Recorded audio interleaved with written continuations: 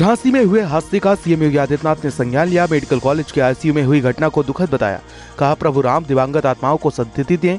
CM ने घायलों के समुचित उपचार के लिए निर्देश दिए। घायलों के शीघ्र स्वास्थ्य लाभ की कामना की। मृतक बच्चों के परिजनों को 5-5 लाख की आर्थिक मदद देने का ऐलान किया।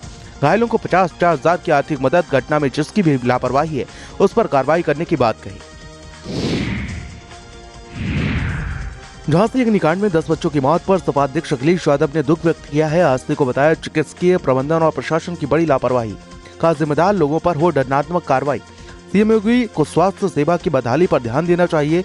स्वास्थ्य मंत्री पर निशाना साधा। कहा कि उनके पास ना तो शक्ति है और ना ही इच्छा शक्ति। स्वास्थ्य मंत्री के पास सिर्फ नाम की तख्ती है। उम्मीद है कि सीएम ऊपर से नीचे तक परिवर्तन करेंगे। झांसी मेडिकल कॉलेज में हुए हादसे पर डिप्टी सीएम ब्रजेश पाठक ने बयान दिया है। कहा कि समाजवादी पार्टी या फिर कोई अन्य दल ऐसे मामलों पर राजनीति ना करें। घटना की उच्च स्तरीय जांच के निर्देश दिए गए हैं। जैसे ही जांच रिपोर्ट आएगी हम बड़ी कार्रवाई करेंगे। सड़क पर चूना डालने वालों को चिन्हित कर कार्रवाई करने की बात कही है। डिप्टी सीएम ब्रजेश पाठक के अस्पताल आने से पहले सड़क पर डाला गया था चूना। प्रयागराज के फूलपुर में सीएम योगी ने जनसभा को संबोधित किया। बीजेपी उम्मीदवार के समर्थन में जनता को संबोधित किया। दीपक पटेल को वोट देने की अपील की। समाजवादी पार्टी पर जमकर निशाना साधा। कहा कि सपा को किसान व्यापारी से कोई मतलब नहीं है। सपा का नारा सबका साथ सफाई का विकास। सभी माफिया सपा के गले के हार हैं। सपा राम मंदिर और दीपोत्सव का विरोध करती है। अयोध्या में 500 साल बाद मंदिर बना। हम बटे थे इसीलिए 500 साल का इंतजार करना पड़ा। जाति के नाम पर अब नहीं बटना है, अब एकजुट होना है। उपचुनाव को लेकर सीएम योगी आदित्यनाथ ने अलीगढ़ की खैर विधानसभा सीट पर प्रचार किया। जनसभा में मुस्लिम लीग के मुद्दे को उठाया। कहा कि मुस्लिम लीग की कराची में नहीं अलीगढ़ में ही 1906 में हुई थी स्थापना। मुस्लिम लीग समाज को बांटने का काम कर रही थी। जो काम मुस्लिम लीग ने किया वही काम सपा कर रही है।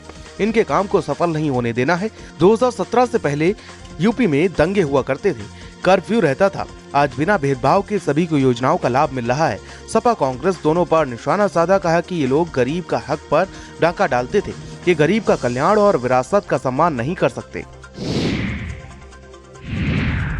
झांसी हादसे पर बोले लोकसभा नेता प्रतिपक्ष राहुल गांधी। पीड़ित परिवार के प्रति व्यक्त की गहरी संवेदना।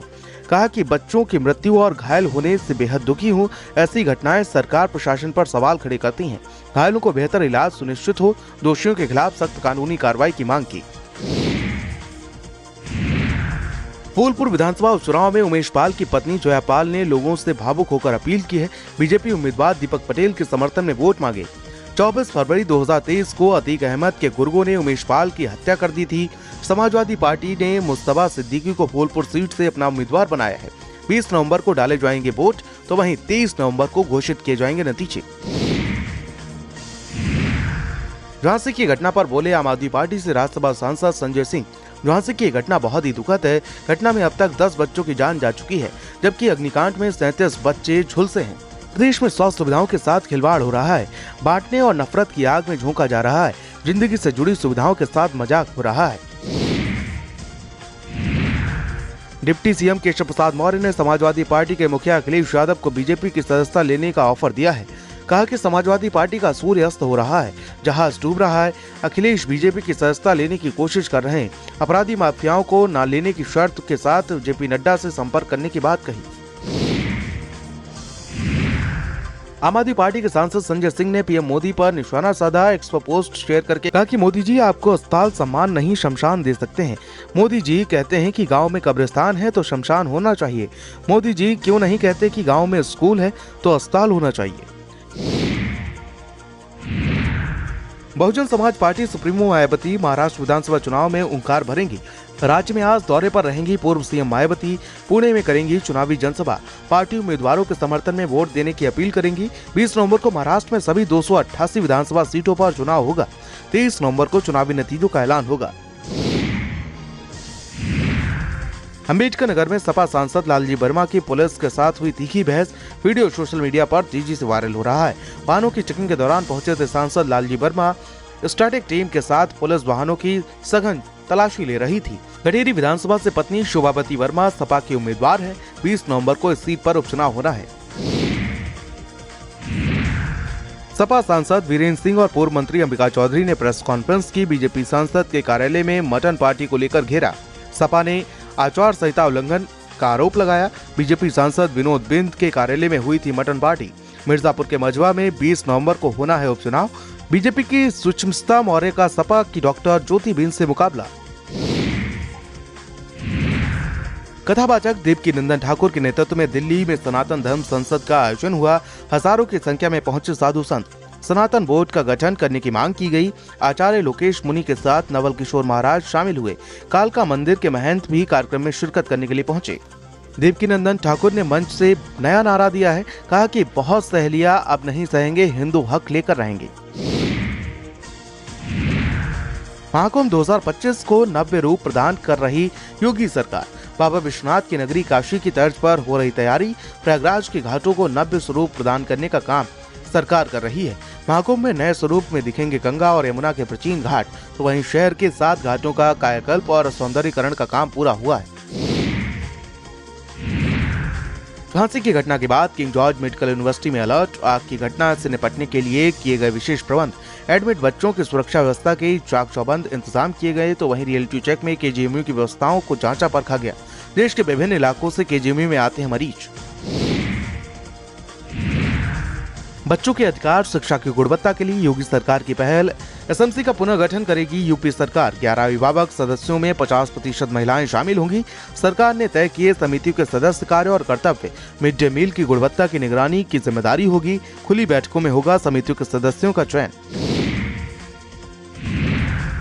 खालिस्तानी आतंकी गुरपतवंत सिंह पन्नू ने धमकी दी है। 16 नवंबर को अयोध्या में आतंकी हमले की धमकी पर अलर्ट घोषित किया गया है। रामनगरी की सुरक्षा हुई सख्त। अभेद किले में तब्दील हुई अयोध्या। प्रवेश द्वारों पर सख्त सुरक्षा घेरा किया गया है, तो वहीं एसपी सुरक्षा के साथ एटीएस, सीआरपीएफ, पीएसी ने रूट मार्च किया। राम जन्मभूमि परिसर तक रूट मार्च किया गया।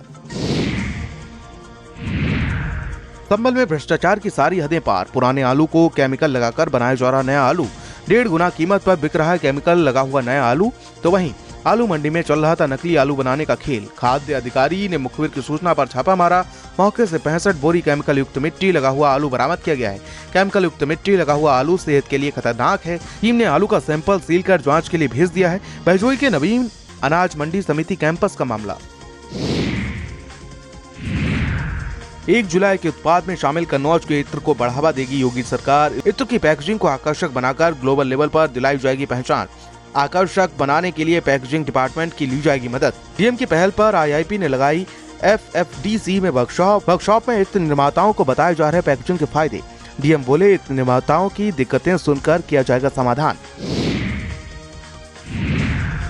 फर्रुखाबाद में शस्त्र लाइसेंस नवीनीकरण में बड़ा खुलासा हुआ है। 18,000 शस्त्र लाइसेंस में 3,000 लाइसेंसों को नहीं हुआ नवीनीकरण। नगर मजिस्ट्रेट ने लाइसेंस धारकों को नोटिस के निर्देश दिए हैं। नवीनीकरण न करने पर लाइसेंस धारकों के खिलाफ होगी बड़ी कार्रवाई। शस्त्र लाइसेंस का 5 वर्षों के लिए होता है नवीनीकरण। लाइसेंस नवीनीकरण की अवधि समाप्त हो चुकी है। आगरा में दर्जनों की संख्या में एकत्रित किसानों में आक्रोश है। 3 दिन से डीएपी खाद के लिए किसान चक्कर काट रहे हैं। सहकारी समिति पिनाहट में चक्कर काट रहे किसान। गोदाम पर खाद होने के बाद भी वितरण न करने का आरोप। सचिव राजेंद्र पर 3 समितियों पर अकेले सचिव का चार्ज लेने का लगा आरोप। आगरा पुलिस प्रशासन को बड़ी कामयाबी हाथ लगी है। अंतर्राज्यीय गिरोह के 3 शातिर आरोपियों की गिरफ्तारी की गई है। राह चलते गाड़ियों में चोरी की वारदातों को अंजाम देते थे। 8 लाख के 11 मोबाइल, कार, एल्यूमिनियम फॉइल बरामद की गई है। सर्विलांस से बचने के लिए एल्यूमिनियम फॉइल में रखते थे मोबाइल फोन। मेरठ के रहने वाले हैं आरोपी दानिश, राकेश और अमजद। टुंडला रोड से गिरफ्तारी की गई। कांग्रेस के राष्ट्रीय अध्यक्ष मल्लिकार्जुन खड़गे ने झारखंड में चुनाव जनसभा को संबोधित किया और बड़ा ऐलान किया। कहा कि इंडिया गठबंधन सरकार सत्ता में आने के बाद मैया सम्मान योजना के तहत 1,000 के बजाय 2,500 रुपए देगी। तो वहीं गठबंधन सरकार बनी तो 5 किलो राशन की बजाय दिया जाएगा 7 किलो राशन। हर गरीब को 450 रुपए में मिलेगा गैस सिलेंडर। 15 लाख रुपए तक स्वास्थ्य बीमा योजना दी जाएगी। बिहार के डिप्टी सीएम सम्राट चौधरी ने आरजेडी पर निशाना साधा। कहा कि बिहार आगे बढ़े, समृद्धि की ओर जाए। बिहार की जनता यही चाहती है, लेकिन आरजेडी ये नहीं कर सकती। बिहार में यदि अंधेरा है, रोड नहीं बन पाए, अस्पताल नहीं है, तो केवल और केवल लालू प्रसाद दोषी हैं। कांग्रेस और आरजेडी ना तो बिहार के विकास की बात करते हैं और ना ही बिहार को विकास की ओर ले जाने का संकल्प लेते हैं। इन लोगों ने देश के पिछड़े, दलित, ओबीसी समाज के साथ अन्याय किया है।